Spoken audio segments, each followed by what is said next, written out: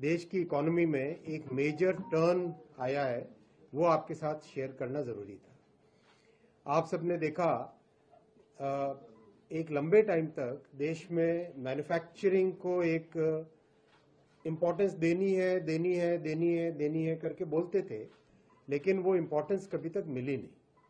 देश की मैन्युफैक्चरिंग में करीब करीब आज़ादी के 40-50 वर्षों तक, आज़ादी के बाद में 40-50 वर्षों तक मैन्युफैक्चरिंग कंसिस्टेंटली या तो डाउन हुई या तकलीफों में आई। एक तरीके से बहुत ही जो हमारा एस्पिरेशन था, हमारा जो पोटेंशियल था, उस पोटेंशियल को हम कभी पूरा नहीं कर पाए। आप देखेंगे जब मेक इन इंडिया पीएम साहब ने लॉन्च किया, जब मोदी जी ने पीएम साहब ने जब मेक इन इंडिया लॉन्च किया, वो एक बहुत बड़ा बोल्ड स्टेप था, एक बहुत बड़ा टर्निंग पॉइंट था, एक थिंकिंग में चेंज लाने का था। तब भी हमारे विपक्ष के लोग इसको बहुत ही बार बार क्रिटिसाइज करते थे।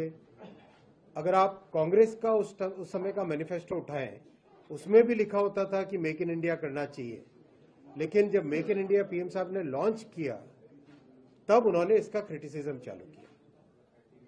यानी जो 50-60 वर्षों तक कांग्रेस की पॉलिसी होती थी, वो उसी में परिलक्षित होती रही, वो उसी में रिफ्लेक्ट होती रही कि मेक इन इंडिया का भी विरोध करो।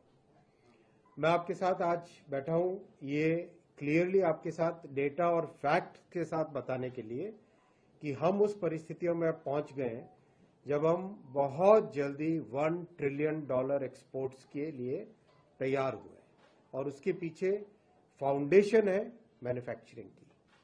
मैन्युफैक्चरिंग, मेक इन इंडिया की सक्सेस, डिजाइन इन इंडिया की सक्सेस, इनोवेट इन इंडिया की सक्सेस, और सीरीज ऑफ प्रोग्राम्स जो उसके बाद में लाए गए, सीरीज ऑफ सिंप्लीफिकेशंस जो किए गए, एक तरीके से ये उसका पूरा रिफ्लेक्शन है।